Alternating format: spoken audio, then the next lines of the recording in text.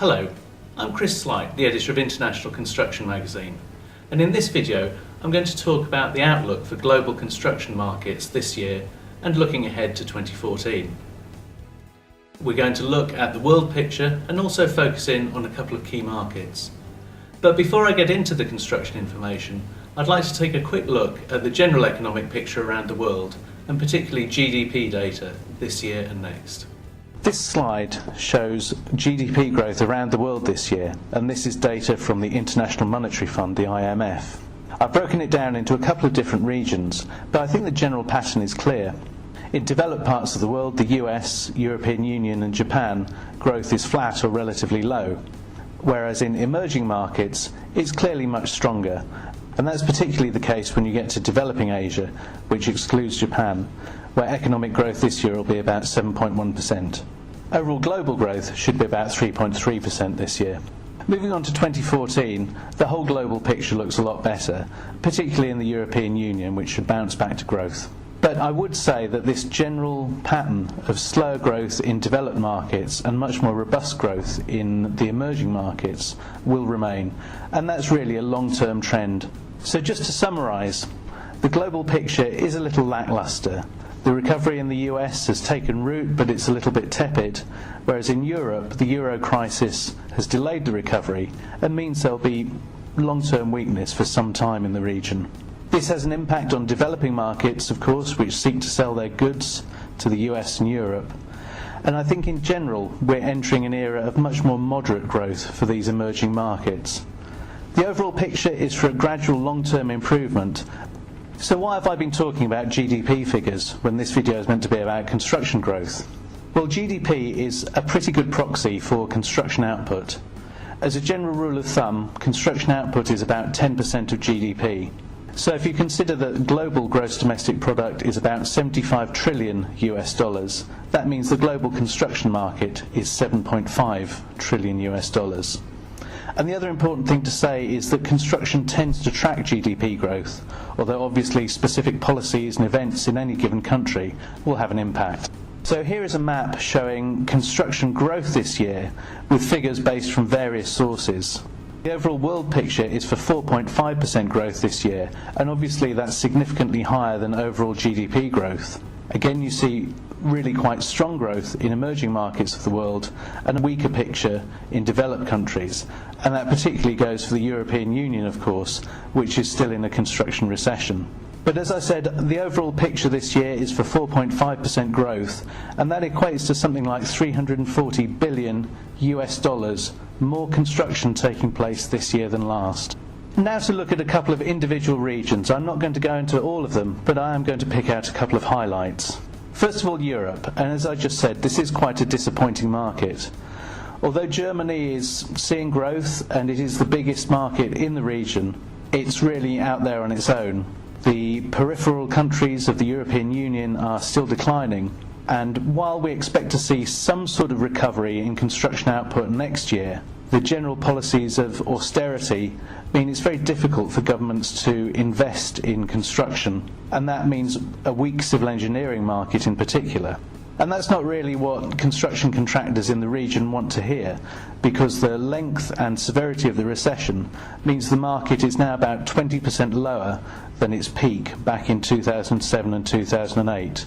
Having said that, it is still a very big market. Its size is about 1.45 trillion US dollars, but unfortunately it's going to see negative growth again in 2013. Turning to the US, it's a much brighter picture. The recovery that started about 2 years ago has taken root, and we see about 4.5% growth this year. It's the private sector that's driving that growth, especially residential construction. The downside, of course, is that the public sector is falling pretty much across the board, and again that's because of government spending cuts and the need to rein in the deficit. But as a general comment, anything related to the energy or power sectors is going to be pretty strong across the board.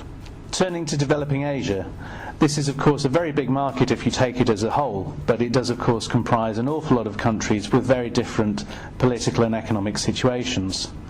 There is very good growth there, about 7.5%, but that's not as strong as in the boom years. There's a bit of a slowdown going on in China and India at the moment, although it does look like they're coming out of that.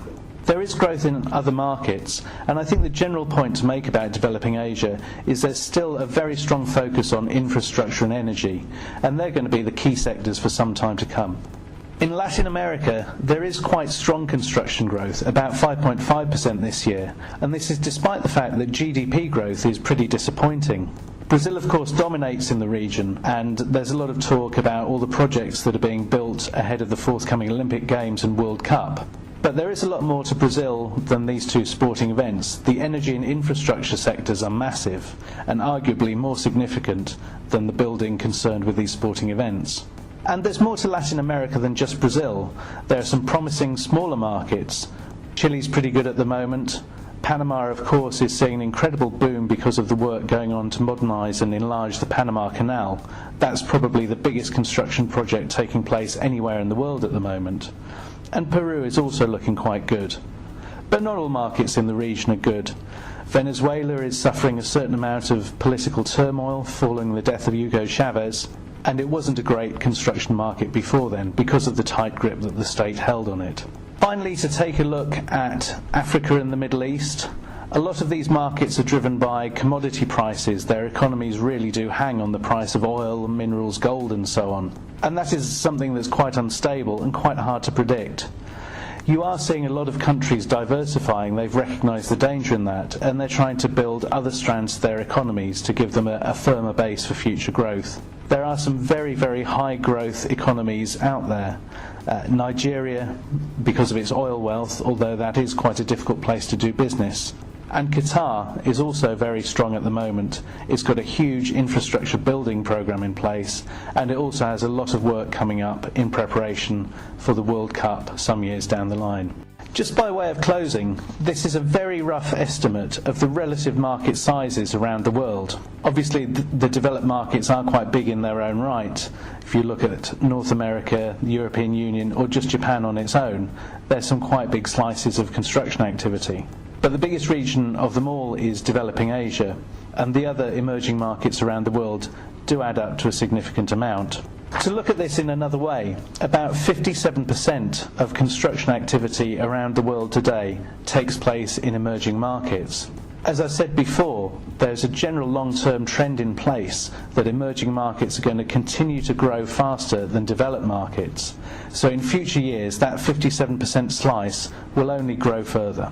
So just to summarise the current situation in the construction market, I think it's pretty bright. Construction output is growing faster than GDP. There are particularly strong sectors out there, particularly infrastructure, and I would include in that not just road, rail, airports and ports, but also the energy and power sectors. And the greatest growth is in the emerging markets. If you look at emerging markets, their average growth this year will be 6.8% compared to 4.5% globally. I hope you found that video interesting and useful. Please visit our website www.khl.com for more market information, and also to find out how to subscribe to International Construction Magazine and other magazines within the group.